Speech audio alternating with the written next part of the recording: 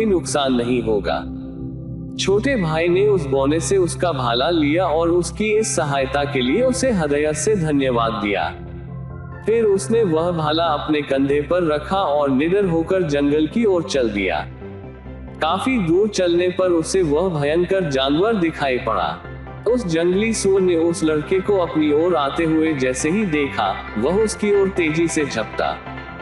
छोटे भाई ने तत्काल वह भाला उसके पेट में घोंप दिया। भाले के घुसते ही उस सूअर के प्राण निकल गए। छोटे भाई ने उस बौने को मन ही मन धन्यवाद दिया और उस जंगली सूअर को कंधे पर डालकर घर की ओर चल दिया, क्योंकि उसे राजा के सामने पेश करना था। जब वह जंगल की दूसरी दिशा की ओर पहुंचा, उसने वहां एक घर देखा जहां पर लोग शराब पीकर नाच रहे थे और वहीं लोगों की भीड़ में उसने अपने बड़े भाई को भी देखा, जो जंगली सूअर के डर के मारे शराब पीकर अपना साहस बढ़ा रहा था। जब उसने अपने छोटे भाई को मरे हुए सूअर के साथ देखा तो उसका हृदय द्वेष से भर गया। उस चालाक और घमंडी भाई को यह बहुत बुरा लगा कि उसका मूर्ख भाई उस सूअर को मारकर राजा की खूबसूरत लड़की से शादी करे और बहुत सारा धन पाकर ऐश की जिंदगी बिताए। उसने बड़े प्यार से छोटे भाई को अपने पास बुलाया और बोला, मेरे प्यारे भाई, इतनी बहादुरी का काम करके तू बहुत थक गया होगा।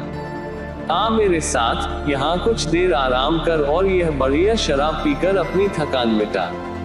फिर हम दोनों एक साथ राजा के पास चले गए। छोटे भाई को अपने भाई की यह बात अच्छी लगी। उसने सोचा कि उसका भाई सचमुच उसका कितना ख्याल रखता है।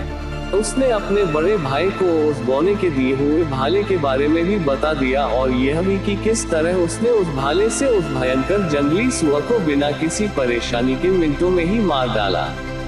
बड़ा भाई अपने छोटे भाई को देर तक शराब पिलाता रहा।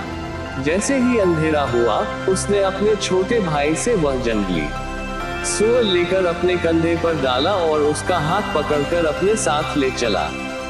वह छोटे भाई को अब सीधे रास्ते से न ले जाकर एक पुल से ले गया। शराब पीने और अंधेरा होने की वजह से छोटे भाई को रास्ता साफ नजर नहीं आ रहा था। वह बड़े इत्मीनान से अपने बड़े भाई का हाथ पकड़कर चला जा रहा था। जब बड़ा भाई पुल के बीचों बीच पहुंचा तो उसने अपने छोटे भाई को पुल से धक्का दे दिया। बेचारा छोटा भाई तैरना भी नहीं जानता था, अतः वही डूबकर मर गया।